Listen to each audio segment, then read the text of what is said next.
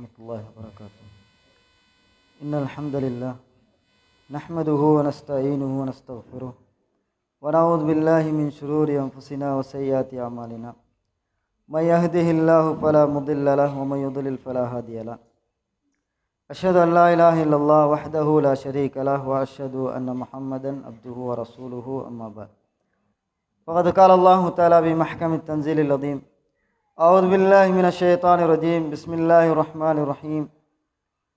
يا أيها الناس اتقوا ربكم الذي خلقكم من نفس واحدة وخلق منها زوجها وبث منهما رجالا كثيرا ونساء واتقوا الله الذي تساءلون به والأرحام إن الله كان عليكم رقيبا.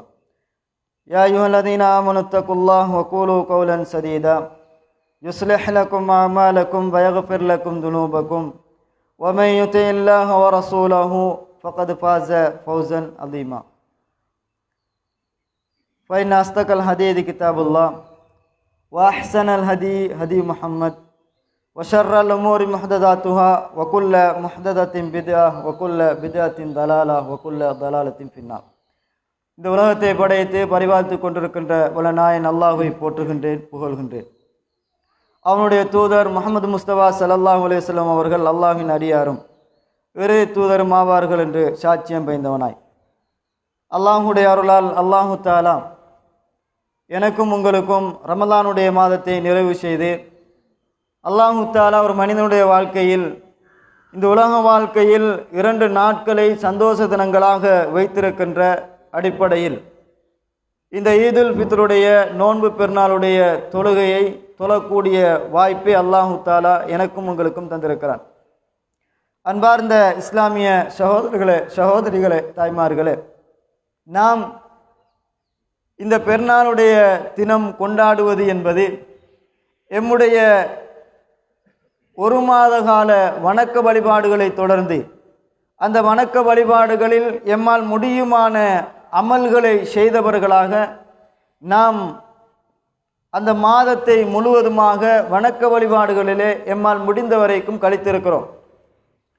அல்லாஹு தஆலா இந்த ரமலானுடைய மாதத்தையும் இந்த ரமலானுடைய மாதத்தில் செய்யப்படுகின்ற அமல்களையும் குறித்து அல்லாஹு தஆலா திருமறை குர்ஆனிலே சொல்லுகிற பொழுது, யா அய்யுஹல்லதீன ஆமனூ குதிப அலைக்குமுஸ் ஸியாமு கமா குதிப அலல்லதீன மின் கப்லிக்கும் லஅல்லக்கும் தத்தகூன். இறை விசுவாசிகளே, உங்களுக்கு முன்னிருந்தவர்கள் மீது நோன்பு கடமையாக்கப்பட்டது போல உங்கள் மீது நோன்பு கடமையாக்கப்பட்டிருக்கிறது. லஅல்லக்கும் தத்தகூன், நீங்கள் இறையச்சம் மிக்கவர்களாக மாறக்கூடும் என்பதற்கு அல்லாஹு தஆலா இந்த ரமலானுடைய மாதத்தில் நோன்பு என்கின்ற கடமையை வைத்து அதிலே இறையச்சம் என்கின்ற ஒரு மாற்றத்தை மனித வாழ்விலே ஏற்படுத்துவதாக அல்லாஹு தஆலா சொல்லுகிறான். அப்படியானால் இந்த ரமலானுடைய மாதம் என்னுடைய உங்களுடைய வணக்க வழிபாடுகளின் மூலமாக, என்னுடைய உங்களுடைய நோன்பு என்கின்ற கடமையான அந்த வணக்கத்தினூடாக நாம் சரியாக இறையச்சத்தை அடைந்திருக்கிறோமா என்பதை நாம் சுய பரிசோதனை செய்து பார்க்க வேண்டும். ஏனென்றால் பொதுவாக அல்லாஹு தஆலா யாரெல்லாம் இரவு தொழுகையிலே ஈடுபடுகிறார்களோ அவர்களுடைய முந்தைய பாவங்கள் மன்னிக்கப்படுகிறது. ரமலானுடைய காலத்திலே இறுதி 10 ஒற்றைப்படை நாட்களில் லைலத்துல் கத்ர் இருக்கிறது. இவைகளையெல்லாம் அல்லாஹ்வுடைய தூதரும் எங்களுக்கு சொல்வதை பார்க்கிறோம். ஆனால் அந்த எந்த ஒன்றையும் இந்த உலகில் நாம் நேரடியாக காண முடியாது. அல்லாஹ் என்னுடைய உங்களுடைய பாவத்தை மன்னித்தானா என்பது எங்களுக்கு தெரியாது. அது மறுமையில் தான் எங்களுக்கு தெரிய போகிறது. நானும் நீங்களும் லைலத்துல் கத்ரை அடைந்தோமா அல்லது அந்த லைலத்துல் கத்ரை பால்படுத்தி விட்டோமா என்பது எங்களுக்கு இந்த உலகில் தெரியாது. அது மறுமையில் தான் எங்களுக்கு தெரிய போகிறது. அப்படியானால் இந்த உலகில் அல்லாஹ் எங்களில் ஏற்படுத்துகின்ற மாற்றம்தான் எங்களுடைய வாழ்நாளில் வெளிப்பட போகிறது. இது இந்த உலகில் நாம் காணக்கூடிய ஒன்று. இறையச்சம் என்கிறது மனிதன் மறைந்திருக்கக்கூடிய ஒன்றல்ல, அது அவனுடைய வாழ்வியலில் அவன் செயல்பாடுகளில் அது வெளிப்பட்டுவிடும் என்பதை அல்லாஹு தஆலா இந்த இறையச்சத்தின் மூலமாக மாற்றுகிறான். மனிதனை பொறுத்த வரைக்கும் அவனுடைய உள்ளத்தில் இறைவன் இறையச்சத்தை ஏற்படுத்தினால் அவனுடைய வாழ்வில் அவனுடைய செயல்பாடுகள் அவன் இறையச்சம் மிக்கவன் என்பதை வெளிக்கொண்டு வந்துவிடும்.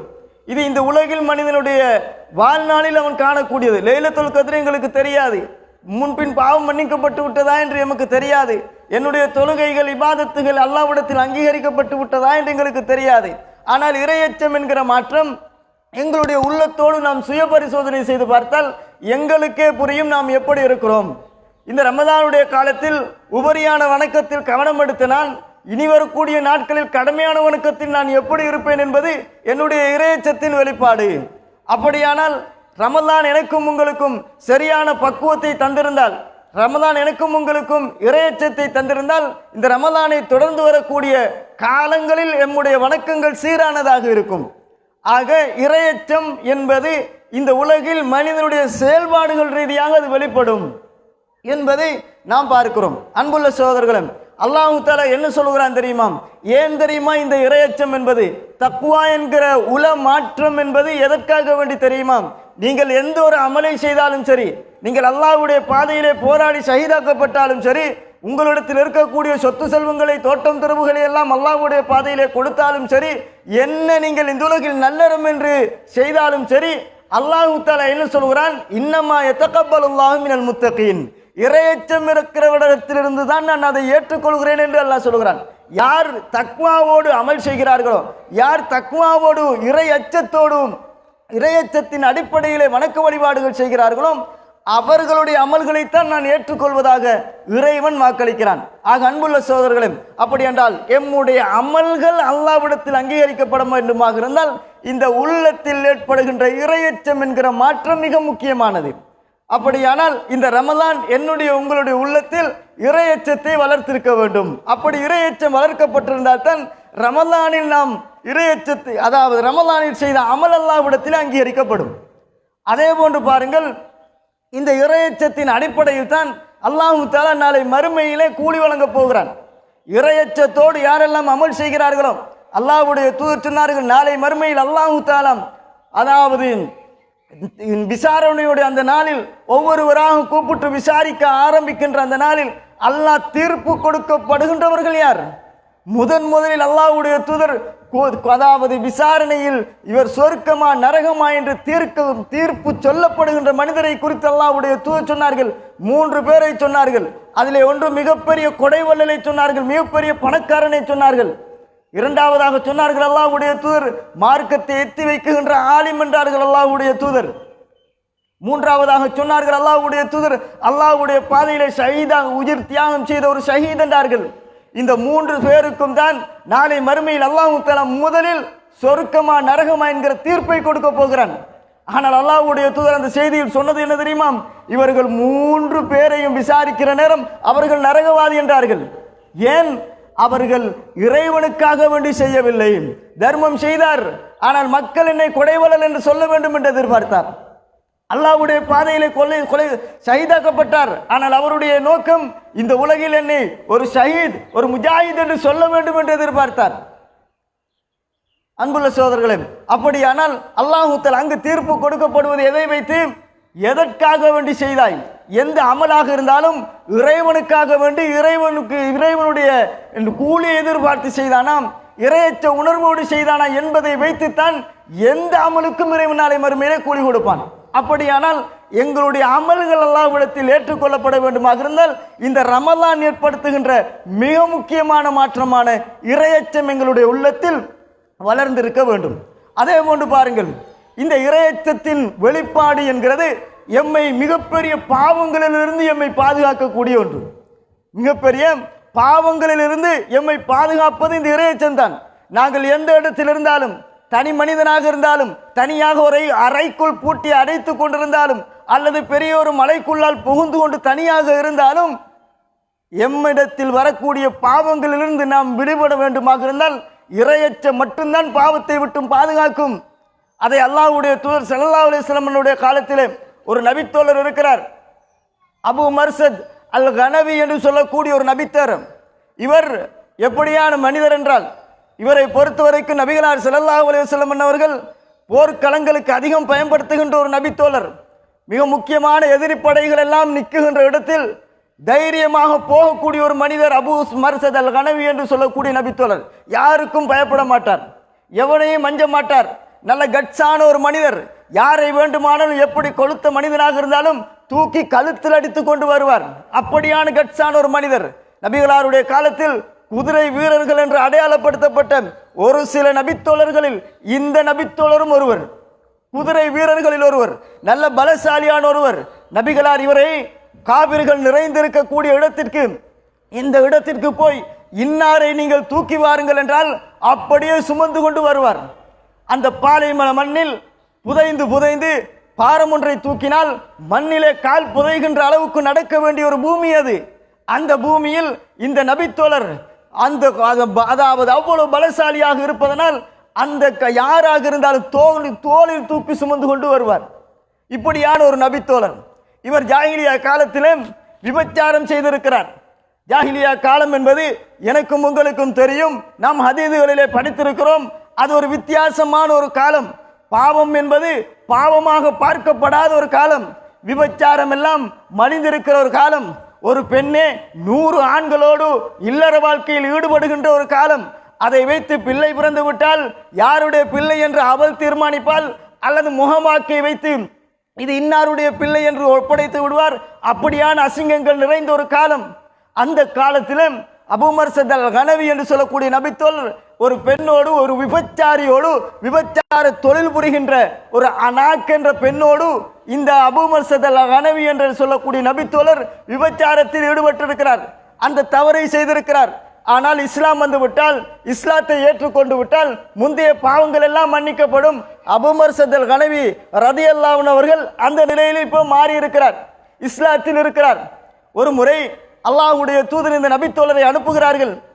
இந்த இடத்தில் போய், மக்காவிலே போய் நீங்கள் என்ன செய்ய வேண்டும், ஒரு எதிரி இருக்கிறார், அவரை நீங்கள் போய் தூக்கி கொண்டு வர வேண்டும் என்று அல்லாஹ்வுடைய தூதர் சொல்கிறார். இவர் ஒரு தனியால் மதீனாவிலிருந்து புறப்பட ஆரம்பிக்கிறார். போகிறார். தனியாக மக்கமா நகருக்கு செல்லுகின்ற பொழுது இடையில் அந்த நேரம் லைலத்துன் முக்மிராம், அது ஒரு அதாவது சந்திரன் நிழல் உள்ள ஒரு நாளாக இருந்தது. அதாவது சந்திரன், அதாவது சந்திர வெளிச்சம் அதிகமாக இருந்த ஒரு இரவாக இருந்தது. இவர் என்ன செய்கிறார், மிகவும் பக்குவமாக அந்த இடத்திற்கு போய் அந்த எதிரியை தூக்குகின்ற அந்த நேரத்திலும் இந்த அனாக் என்ற பெண்ணையும் கண்டுபிடுகிறார். அனாக் என்ற பெண் இந்த நபித்தோழரை கண்டுபிடுகிறார். கண்டதுமே அந்த பெண் சொல்லுகிறார், அந்த நிலவட்டத்தின் அடிப்படையிலே பார்த்துவிட்டு, அபூ மர்சதே உங்கள் வரவு நல்வரவாகட்டும் என்கிறார். வாருங்கள் என்னோடு இரவில் தங்குவதற்கு என்று விபச்சாரத்திற்கு அந்த பெண் அழைக்கிறாள். இவர் சொல்லுகிறார், இன்னல்லாஹ ஹர்ரம ஸினாம், அல்லாஹ் தஆலா விபச்சாரத்தை ஹராமாக்கி இருக்கிறான் என்று அந்த இடத்திலும் சொல்லுகிறார். அன்புள்ள சகோதரர்களே, இரையச்சம் என்பது எந்த ஒரு இடத்தில் யாருமே இல்லை. இந்த பெண் இருக்கிறார், இவர் இருக்கிறார், இவரும் அந்த பெண்ணும் மட்டும்தான் இருக்கிறார்கள். இரவு நேரம் எந்த தவறையும் செய்துவிட்டு வந்து விடலாம். இரையச்சம் எம்மை தனிமையாக இருந்தாலும் பாதுகாக்கும். இந்த நபித்தோழர் என்ன செய்கிறார் தெரியுமா, அல்லாஹ் தஆலா ஹராமாக்கி இருக்கிறான் என்ற உடனேயே அந்த பெண் பகிரங்கமாக அப்படி கத்தி விடுகிறார். இந்த அரசது வந்திருக்கிறார், உங்களிடத்தில் இருக்கக்கூடிய ஒரு எதிரியை தூக்கி கொண்டு போக வந்திருக்கிறார் என்று கத்தி விட்டாள் அந்த பெண்.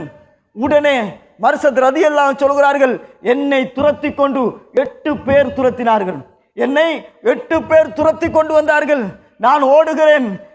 அதாவது சந்திர வெளிச்சம் இருக்கிற அந்த நேரம் எங்கு ஓடுவது, வெளிச்சம் எல்லோருக்கும் தெரியுமா, என்னை துரத்தி வருகின்றவர்கள் என்னை பிடித்து விடுவார்கள் என்று ஓடுகிறார். ஓடி ஓடி ஓடி கடைசியிலே அந்தமா என்று சொல்லக்கூடிய ஒரு மலை அடிவாரத்திற்கு போய் அந்த மலை குகைக்குள்ளால் புகுந்து விடுகிறார்கள். பாருங்கள், இரையச்சம் ஒரு பாவத்திலிருந்து காப்பாற்றியது.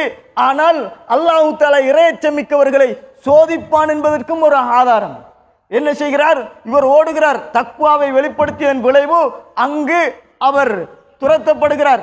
துரத்தி ஏலாமல் ஒரு மலை குன்றுக்குள் போய் ஒளிந்து கொள்கிறார்கள். அபூ மர்சத் அல் கனவி ரலியல்லாஹு அன்ஹு சொல்கிறார்கள், நான் அந்த குகைக்குள்ள இருக்கிறேன். அந்த குகைக்கு மேலால் இருக்கக்கூடிய பகுதியில் ஒரு துவாரம் இருந்தது. வெளிப்பகுதி விளங்குகின்ற அளவுக்கு துவாரம் இருந்தது. நான் அதுக்கு கீழால் தான் இருந்து கொண்டிருக்கிறேன். அவர்கள் என்னை தேடி வந்தார்கள். அந்த 8 பேரும் கையில் கிடைத்திருந்தால் ஒன்றோ அடிமையாக விற்கப்பட்டிருப்பார் அல்லது கொலை செய்யப்பட்டிருப்பார். இது உயிருக்கு உத்தரவாதமற்ற ஒரு நிலை. அந்த நேரத்தில் அந்த மர்சத் அல் கனவி ரலியல்லாஹு சொல்கிறார்கள், அந்த 8 பேரும் அப்படியே தலைக்கு மேலால் வந்து நின்று விட்டார்கள். அல்லாஹ் தஆலா இரையச்சம் மிக்கவர்களை சோதித்தாலும் இறைவன் கைவிட மாட்டான் என்பதற்குரிய ஒரு ஆதாரம். பாருங்கள், இந்த மர்சத் ரலியல்லாஹு அன்ஹு சொல்கிறார்கள், அப்படியே நான் மேலே பார்க்கிறேன், அந்த 8 பேரும் அப்படியே மேலாலே நிற்கிறார்கள். நிற்கிற நேரம் அவர்கள் என்னை தேடி தேடி பார்க்கிறார்கள், என்னை கண்டுபிடிக்க முடியவில்லை. அவர்கள் அந்த இடத்திலிருந்தே சிறுநீர் கழிக்கிறார்கள். அத்தனை பேருடைய சிறுநீரும் என்னுடைய தலைவலியாக வடிந்தோடியது. நான் அமைதியாக இருந்தேன். என்னுடைய தலைவலியிலாக அவர்கள் சிறுநீர் கழித்தது அப்படியே என் தலையிலே தான் கழித்து விட்டார்கள். நான் கீழால் இருப்பது அவர்களுக்கு தெரியாது.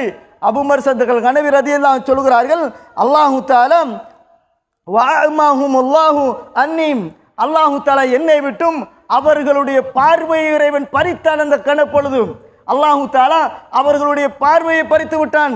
அவர்களை என்னை இறைவன் அவர்களுக்கு காட்டவில்லை. அவர்கள் என்னை கண்டுகொள்ள முடியாமல் போனது. இது அல்லாஹ் உதவி செய்த சந்தர்ப்பம். அன்புள்ள சகோதரர்களே, இறையச்சம் எங்களிடத்தில் வெளிப்படும். தனிமையாக இருந்தாலும் நாங்கள் இறையச்சம் எங்களுடைய பாவங்களை விட்டும் பாதுகாக்கும். அதே நேரம் இறையச்சம் இருக்கிறவர்களுக்கு சோதனைகள் அடுக்கடுக்காக வரும். அதே நேரம் ரப்புல் ஆலமீன் கைவிட மாட்டான் என்பதற்கு இந்த செய்தி எமக்கு ஆதாரம். அன்புள்ள சகோதரர்களே, அப்படியானால் நானும் நீங்கள் யோசிக்க வேண்டும். இந்த மர்சதுல் கனவி ரலியல்லாஹு பிறகு என்ன செய்கிறார்கள்? அல்லாஹ்வுடைய தூதர் தந்த பொறுப்பல்லவாம் ஒருவரை தூக்கி வர வேண்டும் என்று மீண்டும் மக்கமாவுக்குள் ஓடுகிறார். மீண்டும் மக்கமா நகருக்குள்ளே சென்று அந்த சொன்னது போல் அந்த எதிரியை தூக்குகிறார். தூக்கி கொண்டு அவர் சொல்லுகிறார், மர்சதுல் கனவி ரலியல்லாஹு சொல்லுகிறார்கள், அந்த மனுஷன் கொளுத்த மனுஷனாக இருந்தான். கொளுத்தால் அவனை தூக்கிட்டு எப்படி நாம் போறது அந்த பாலைவன மண்ணில்? இருந்தாலும் அல்லாஹ்வுடைய தூதர் எனக்கு தந்த பொறுப்பல்லவாம். இறையச்சம் என்பது நபிகளாரை நேசிக்க வைக்கும். இறையச்சம் என்பது இந்த மார்க்கத்திற்கு முன்னுரிமை கொடுக்கும். அன்புள்ள சகோதரர்கள், இந்த மர்சதுல் கனவி ரலியல்லாஹு அன்ஹு அப்படியே அவரை சுமந்து கொள்கிறார். அவர் சொல்கிறார், இன்னும் சக்கையிலும் அவர் ஒரு கொளுத்த ஒரு தடிச்ச மனுஷனா இருந்தார். என்னால் இயலாது, நான் கொஞ்ச நேரம் தூக்குறேன், கொஞ்ச நேரம் நடப்பிச்சு கூட்டுறேன், கொஞ்ச நேரம் தூக்குகிறேன், கொஞ்சம் பேரை நடப்பிச்சு கூட்டி போகிறேன். இப்படி எப்படியோ நபிகளாரிடத்தில் கொண்டு வந்து கொடுத்து விட்டேன். ஆனால் அவருடைய இறையச்சம் இருக்கிறது. நபிகளாரிடத்திலே போன பொழுது அந்த மர்சதுல் கனவி ரலியல்லாஹு அன்ஹு சொல்கிறார்கள், அல்லாஹ்வின் தூதரே, இன்னி அங்கிஹு அனாக்கன், நான் அந்த அனாக்கை நான் கல்யாணம் முடிச்சு கொள்ளட்டுமா அல்லாஹ்வின் தூதரே? நான் ஜாஹிலியா காலத்திலே பிழை செய்து விட்டேன். இறையச்சம் என்பது மனிதனை திருந்த வைக்கும் என்பதற்கு இது ஒரு ஆதாரம்.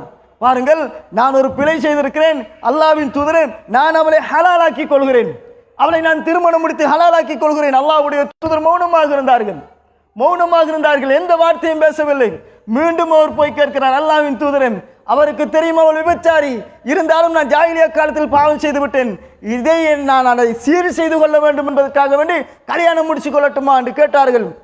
அல்லாஹ்வுடைய தூதர் மௌனமாக இருந்தார்கள். அதற்கென்றே அல்லாஹு தஆலா ஒரு வசனத்தை இறக்கிறான், அஸ்ஸானி லா யன்கிஹு இல்லா ஸானியத்தன் வ முஸ்ரிகாம். ஒரு விபச்சாரம் செய்யக்கூடிய ஒரு ஆண் விபச்சாரம் செய்த பெண்ணையோ அல்லது இணை வைத்த பெண்ணையோ தான் திருமணம் முடிப்பாள். வஸ்ஸானியத்து லா யன்கிஹு இல்லா ஸானின் வ முஸ்ரிக். ஒரு விபச்சாரம் செய்யக்கூடிய பெண் ஒரு விபச்சாரம் செய்யக்கூடிய ஆணையோ அல்லது ஒரு இணை வைத்த ஆணையோ தான் திருமணம் முடிப்பான். வஹர்ரிம ஸாலிக அலல் முஃமினீன். இவர்களை அல்லாஹ் தஆலா மூமின்களுக்கு ஹராமாக்கி விட்டான் என்ற செய்தி அல்லாஹ் தஆலா அப்போது இறக்கி வைக்கிறான். விபச்சாரியாக இருக்கக்கூடிய அவளை நீ திருமணம் முடிக்க முடியாது, நீ இஸ்லாத்தை ஏற்றுக்கொண்டு விட்டாய், உன்னுடைய பாவங்கள் எல்லாம் மன்னிக்கப்பட்டிருக்கிறது என்று அல்லாஹ் தஆலா அங்கு உணர்த்துகிறான். அன்புள்ள சகோதரர்களே, அப்படியானா இந்த செய்தி எங்களுக்கு மிகப்பெரிய படிப்பினை என்ன தெரியுமா? இறையச்சம் என்கிறது நம்மை பாவத்திலிருந்து பாதுகாக்கும். இறைவன் சோதித்தாலும் கைவிட மாட்டான். நபிகளாரை நேசிக்க வைக்கும்.